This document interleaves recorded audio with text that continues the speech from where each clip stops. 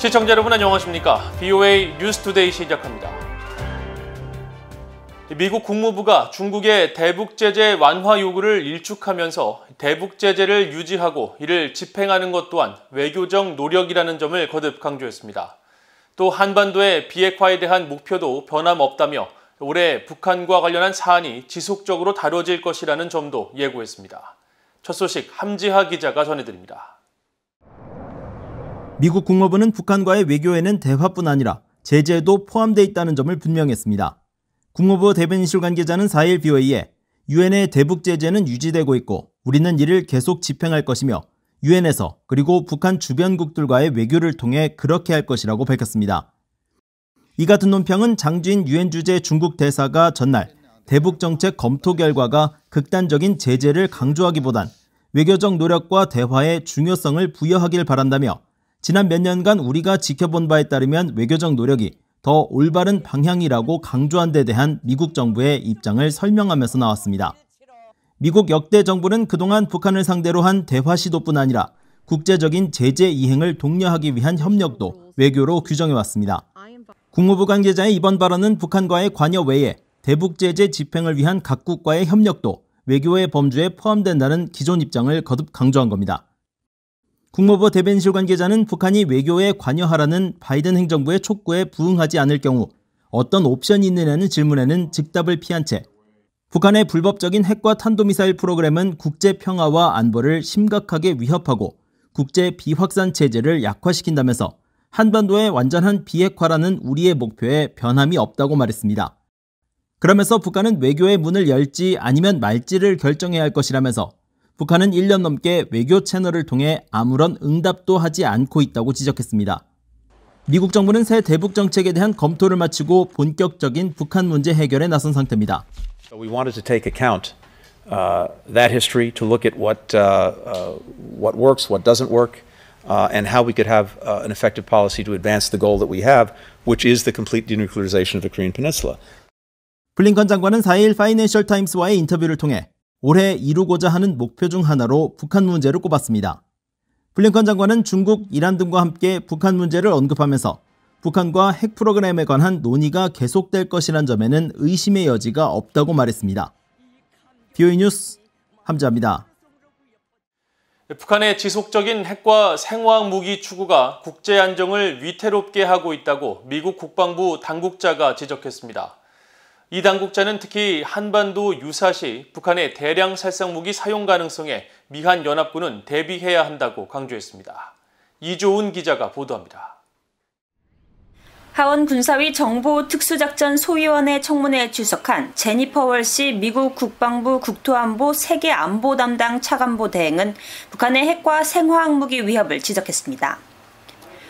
월시 차관보 대행은 먼저 제출한 서면 답변을 통해 북한이 계속 핵과 생화학 무기를 추구하면서 국제 안정을 위태롭게 하고 전 세계 비확산 체계를 약화시키고 있다고 밝혔습니다.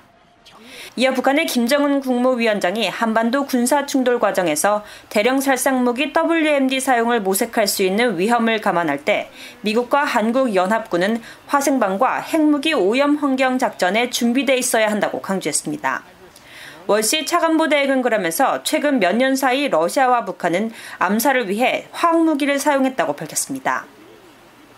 또 중국 기업과 개인들은 계속 관련 물질들을 북한, 이란 등에 넘겨주고 있다고 지적했습니다. 월시 차관보 대행은 WMD 위협에 대응하기 위한 국방부의 노력 중 하나로 유엔의 대북 제재 이행을 꼽았습니다. Examples include supporting global norms under the Nuclear Non-Proliferation Treaty, or NPT, remaining postured to conduct WMD interdiction and preparing partners to do so, and implementing United Nations sanctions to prevent North Korean illicit trade. 월시 차관보 대행은 이어 북한의 대량 살상 무기에 대응하기 위해 한국과 긴밀히 협력하고 있다면서 북한의 대량 살상 무기는 우려와 위험 목록에 최우선순위에 있다고 강조했습니다. We have very close bilateral relationships, mill to mill, across the chemical, biological, and nuclear cooperation. The Cooperative Threat Reduction Program has activities across the chem, bio, and nuclear space. We are working with our Republic of Korea allies to ensure that that we are ready for a WMD contingency, regardless of what the threat is.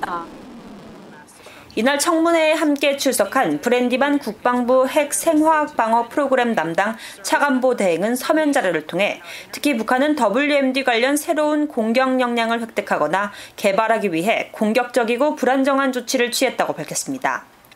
티모시 스자이멘스키 특수작전사령부 부사령관 역시 북한은 핵과 생물무기 능력을 보유하고 있으며 화학전 프로그램도 갖고 있을 가능성이 있다고 밝혔습니다.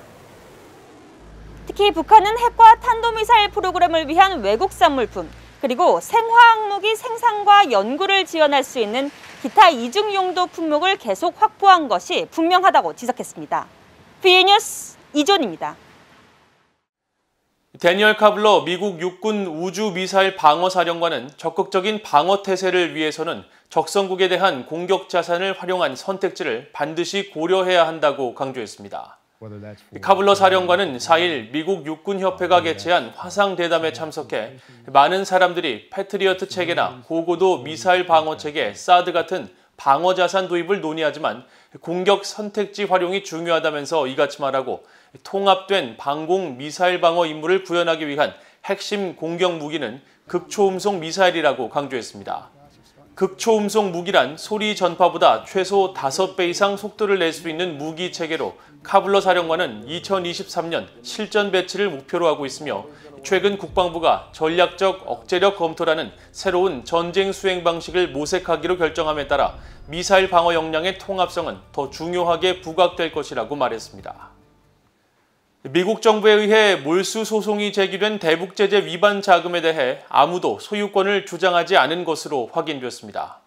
미국 워싱턴 DC 연방법원 사무처는 3일 미국 연방검찰에 의해 피소된 중국 업체 라이어 인터내셔널과 이 업체 관계자들의 개인 자산 등 3건에 대해 아무런 법적 조치가 취해지지 않았다며 피고가 의무 불이행 상태임을 재판부에 확인한다고 밝혔습니다. 앞서 워싱턴 DC 연방검찰은 지난해 9월 중국 상하이에 본사를 둔 라이어 인터내셔널과 이 업체 운영자 탕신 그리고 그의 남편 리시춘의 자금 95만 5,880달러에 대한 민사 몰수 소송을 제기한 바 있습니다. 검찰은 라이어 인터내셔널이 중국의 통신기업 GTE가 불법으로 북한에 통신기기를 판매하고 관련 자금을 거래할 때 중간에서 도왔다는 혐의를 제시했었습니다. 이번 법원 사무처의 통보에 따라 미국 연방검찰은 원고의 주장만을 바탕으로 결론을 내리는 궐석 판결을 요구할 수 있게 됐으며 이에 따라 라이어 인터내셔널 등의 자금 약 95만 달러도 미국 정부에 최종 몰수될 가능성이 커졌습니다. 현재 문제의 자금은 미국계 은행과 미국 투자이민용 투자처 등에 예치돼 있으며 검찰은 이들 자금을 차단한 상태입니다. 북한이 다음 달 한국에서 열리는 2022 카타르 월드컵 예선전에 신종 코로나 바이러스 감염을 우려해 참가하지 않겠다는 입장을 전했다고 한국 통일부가 밝혔습니다. 통일부 당국자는 4일 정례 브리핑에서 북한이 아시아 축구연맹 AFC에 월드컵 예선에 불참할 뜻을 전달했다면서 아시아 축구연맹이 내부 절차를 완료하고 최종 입장을 통보할 때까지 기다릴 것이라고 설명했습니다. 북한이 코로나 바이러스를 이유로 국제 스포츠 행사에 불참을 통보한 것은 이번이 2번째이며 지난달 북한은 신종 코로나 바이러스 상황에서 선수들을 보호하기 위해 오는 7월 개최되는 도쿄올림픽에 참가하지 않을 것이라고 밝힌 바 있습니다. 아시아 축구연맹과 국제축구연맹 FIFA는 북한의 월드컵 예선전 불참 통보에 관한 입장을 묻는 VOA의 질문에 아직 답변하지 않았습니다. 이상으로 VOA 뉴스투데이를 모두 마칩니다. 시청해주신 여러분 고맙습니다.